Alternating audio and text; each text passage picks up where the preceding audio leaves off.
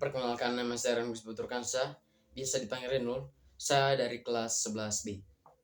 Jadi pada video kali ini saya akan membahas materi tentang demokrasi liberal dan demokrasi terpimpin. Yang pertama, saya akan menjelaskan demokrasi liberal. Jadi, demokrasi liberal adalah sistem politik yang menekankan pada pembagian kekuasaan serta keterlibatan aktif masyarakat dalam pembentukan pemerintahan. Pembagian kekuasaan dan keterlibatan masyarakat ini dapat disalurkan lewat partai politik. Ciri-ciri dari negara dan pemerintahan dengan konsep demokrasi liberal adalah sistem kepartaiannya. Sistem kepartaian yang dianut pada masa demokrasi liberal adalah sistem multi-partai. Sistem multipartai sendiri adalah sistem politik yang menjamin kebebasan bagi masyarakat untuk membentuk partai politik. Lawan dari multipartai adalah sistem satu partai. Kalau kita lihat dari sejarahnya, partai politik di Indonesia pada tahun 1950 itu ada banyak sekali. Ada sekitar 56 partai. Ciri-ciri lain dari demokrasi liberal adalah sistem pemerintahannya. Sistem pemerintahan itu umumnya ada dua. Yang pertama, sistem pemerintahan presidensial dan sistem pemerintahan parlementer. Pada masa demokrasi liberal, bangsa Indonesia menganut sistem pemerintahan parlementer. Jadi, apa beda dari sistem presidensial dan sistem pemerintahan parlementer? Jadi, sistem presidensial, jabatan presiden berkedudukan sebagai kepala negara sekaligus kepala pemerintahan. Di satu sisi, dalam sistem parlementer, presiden berkedudukan sebagai kepala negara saja, sedangkan kedudukan kepala pemerintahan dijalankan oleh Perdana Menteri. Sistem demokrasi liberal diterapkan di Indonesia dalam kurun waktu 1945 sampai 1959. Indonesia menganut sistem demokrasi liberal setelah dikeluarkannya Maklumat Pemerintah 3 November 1945. Maklumat pemerintah itu menegaskan posisi pemerintah Indonesia yang mendorong adanya kebebasan berpolitik bagi masyarakatnya.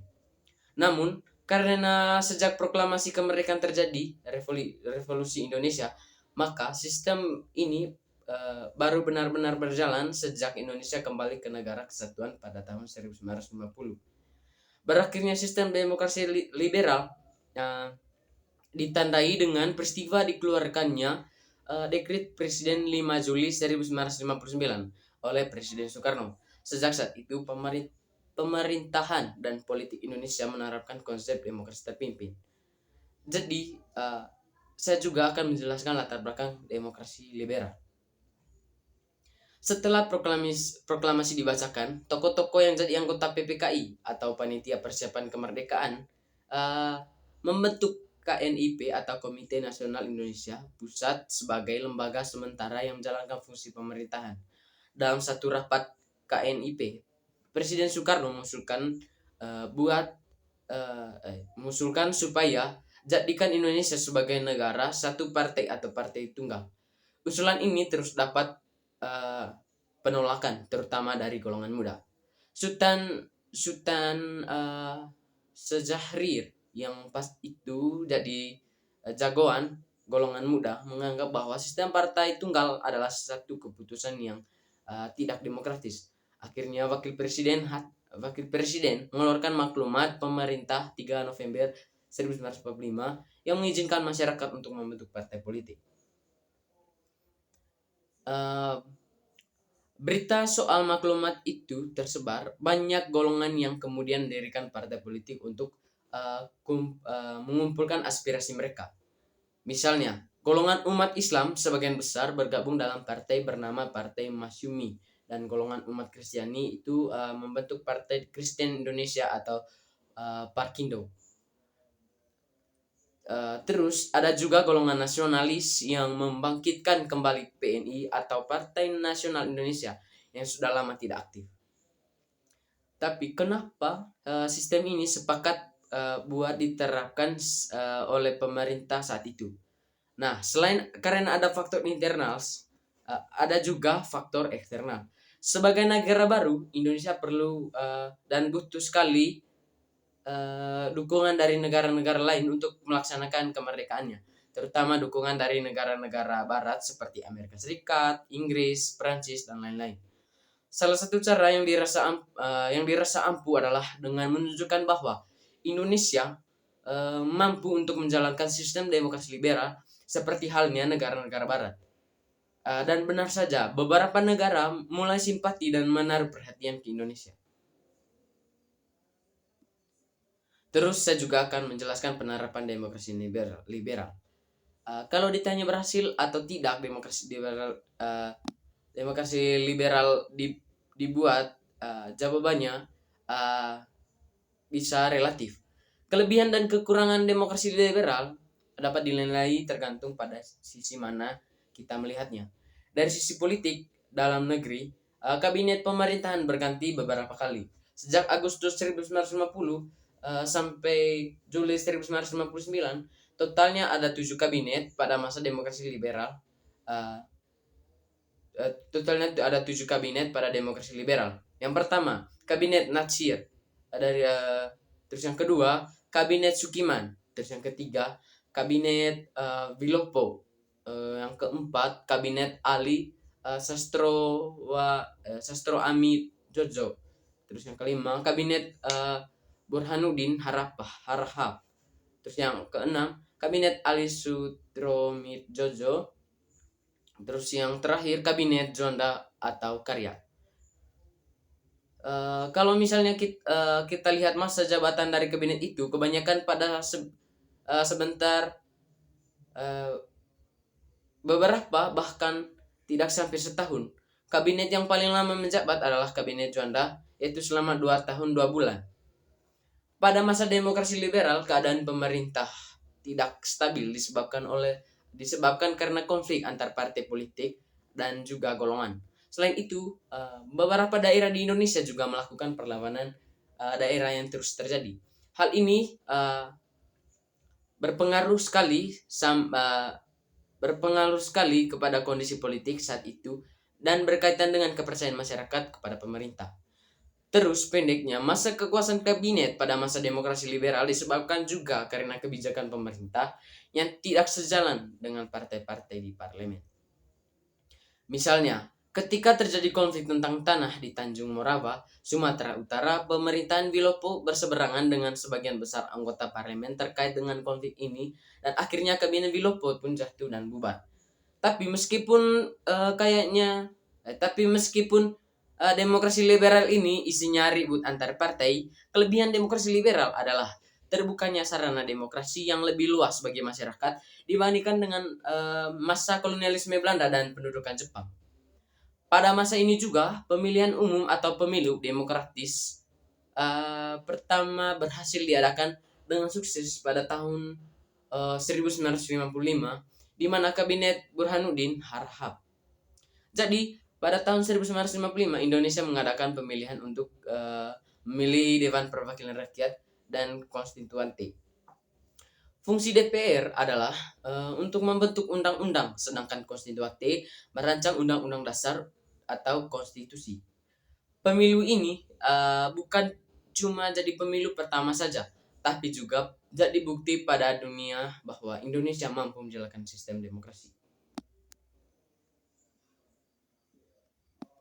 Terus saya juga akan menjelaskan akhir dari demokrasi liberal.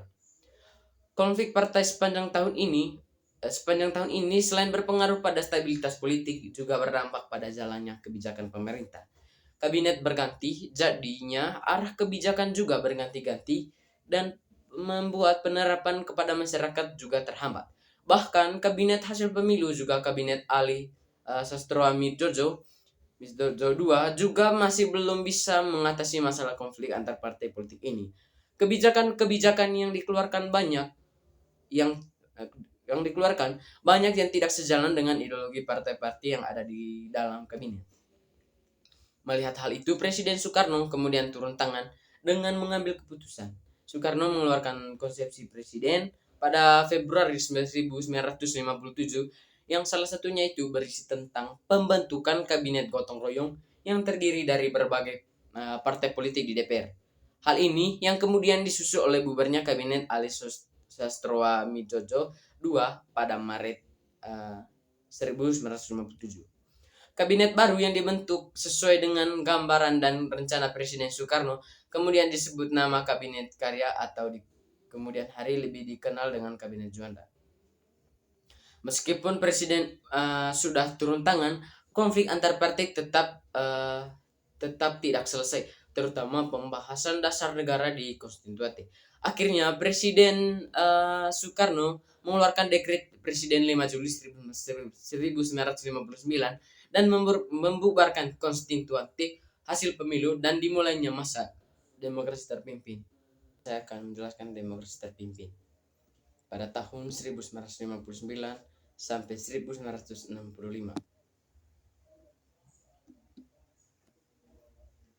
Sistem politik Indonesia tahun 1959 sampai 1966 yang biasa disebut dengan Orde Baru dengan pemusatan kekuasaan pada Presiden Soekarno.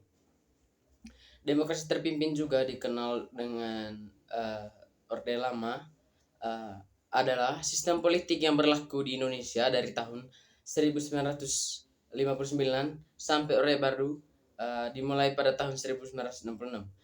Periode ini mengikuti pembubaran periode demokrasi liberal di Indonesia oleh Presiden Soekarno yang memusatkan kendali atas nama stabilitas politik.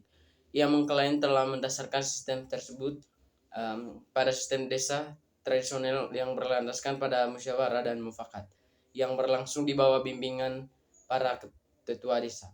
Namun, pada tingkat nasional ini berarti pemerintahan terpusat di bawah Soekarno,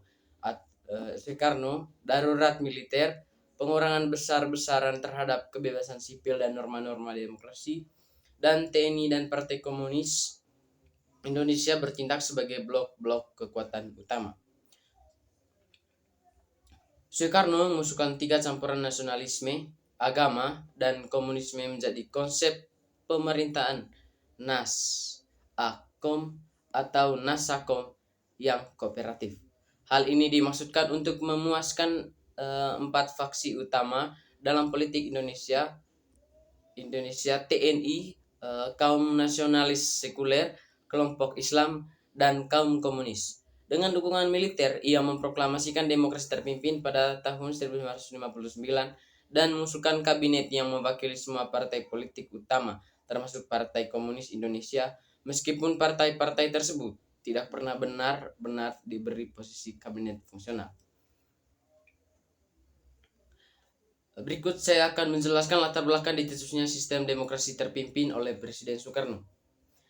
Dari segi keamanan nasional, banyaknya gerakan separatis pada masa demokrasi liberal menyebabkan ketidakstabilan negara.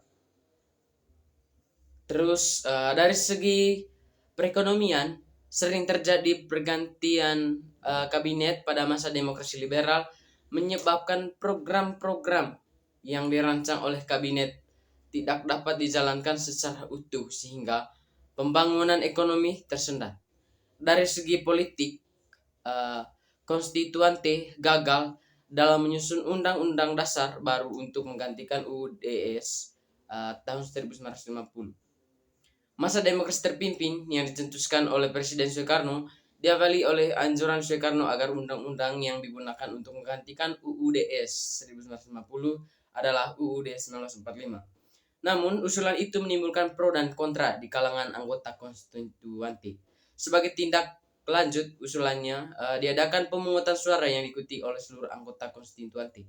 Pemungutan suara ini dilakukan pada 30 Mei, 1 Juni, dan 2 Juni 1959 dalam rangka mengatasi konflik yang timbul dari pro kontra akan usulan Presiden Soekarno tersebut. Hasil pemungutan suara hari pertama menunjukkan bahwa 269 orang setuju untuk kembali ke UUD 1945 dan 119 orang menolak untuk kembali ke UUD 1945. Meskipun suara terbanyak menyetujui opsi kembali ke UUD 1945, suara tersebut belum mencapai 2/3 dari jumlah suara, yaitu 312 suara, sehingga pemungutan suara harus diulangi. Pemilihan hari kedua menunjukkan bahwa 264 setuju dan 204 menolak. Adapun pemilihan hari ketiga menunjukkan bahwa 263 setuju dan 203 menolak. Melihat hasil dari voting, usulan untuk kembali ke UUD 1945 tidak dapat direalisasikan. Hal ini disebabkan oleh jumlah anggota konstituante yang menyetujui usulan tersebut tidak mencapai 2/3 bagian, seperti yang telah ditetapkan pada pasal 137 UUD 1950. Bertolak dari hal tersebut, Presiden Soekarno mengeluarkan sebuah dekret yang disebut Dekret Presiden 5 Juli 1959. Isi dari dekret presiden tersebut adalah yang pertama, tidak berlaku kembali UUD 1950, yang kedua, berlakunya kembali UUD 1945, yang ketiga, dibubarkannya konstituante, yang keempat, uh, uh, yang keempat, pembentukan MPRS dan DPAS. Setelah diberlakunya dekret presiden diberlakukan, keterlibatan militer dalam politik dan lembaga politik kian meluas. Pada 10 Juli 1959, Soekarno mengumumkan kabinet kerja, sepertiganya menteri berasal dari militer. Terus yang berikut, peranan PKI. Partai Komunis Indonesia atau biasa disebut dengan PKI menyambut demokrasi terpimpin dan Soekarno dengan hangat, dan anggapan bahwa Soekarno ini mempunyai mandat untuk mengakomodasikan persekutuan konsepsi yang sedang marak di Indonesia kala itu, yaitu antara ideologi nasionalisme atau sekuler, agama atau Islam, dan komunisme yang dinamakan Nasakom. Pada 19 Desember 1961, Soekarno mengumandangkan Tri Komando Rakyat. Soekarno kemudian membentuk Komando Mandala Pembebasan Irian Barat yang dipimpin oleh Soeharto. Menurut Aco Manafe, PKI menjadi pendukung utama Trikora untuk meraih simpati Soekarno. PKI juga mendukung penekanan terhadap perlawanan penduduk adat yang tidak menghendaki integrasi dengan Indonesia. Presiden Soekarno kemudian menunjuk D.N. Aidit dan Nyoto dari PKI sebagai anggota Front Nasional untuk memperjuangkan Irian Barat. Terus punya berikut tuh keterlibatan Amerika Serikat. Di era demokrasi terpimpin antara tahun 1959 dan tahun 1965, Amerika Serikat tuh memberi 64 juta dolar dalam bentuk bantuan militer untuk jenderal-jenderal militer Indonesia. Menurut laporan di media cetak Suara Pemuda Indonesia, sebelum akhir tahun 1960, Amerika Serikat telah melengkapi 43 batalion Angkatan Bersenjata Indonesia. Tiap tahun, AS melatih perwira-perwira militer sayap kanan. Di antara tahun 1956 sampai 1959,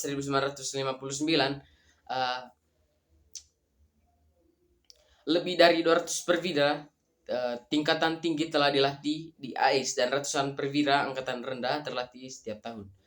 Kepala Badan untuk Pembangunan Internasional di Amerika pernah sekali mengatakan bahwa bantuan AS tentu saja bukan untuk mendukung Soekarno, dan bahwa AS telah melatih sejumlah besar perwira-perwira angkatan bersenjata dan orang-orang sipil yang mau membentuk kesatuan militer untuk membuat Indonesia sebuah negara bebas. Terus yang berikut, dampak di situasi politik. Era demokrasi terpimpin diwarnai kolaborasi antara kepemimpinan PKI dan kaum borjuis nasional dalam menekan pergerakan-pergerakan independen kaum buruh dan petani Indonesia. Kolaborasi ini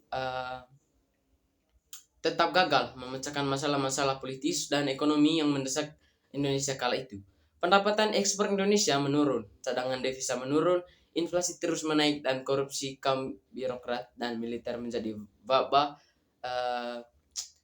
sehingga situasi politik Indonesia menjadi sangat labil dan memicu banyaknya demonstrasi di seluruh Indonesia, terutama dari kalangan buruh, petani, dan mahasiswa.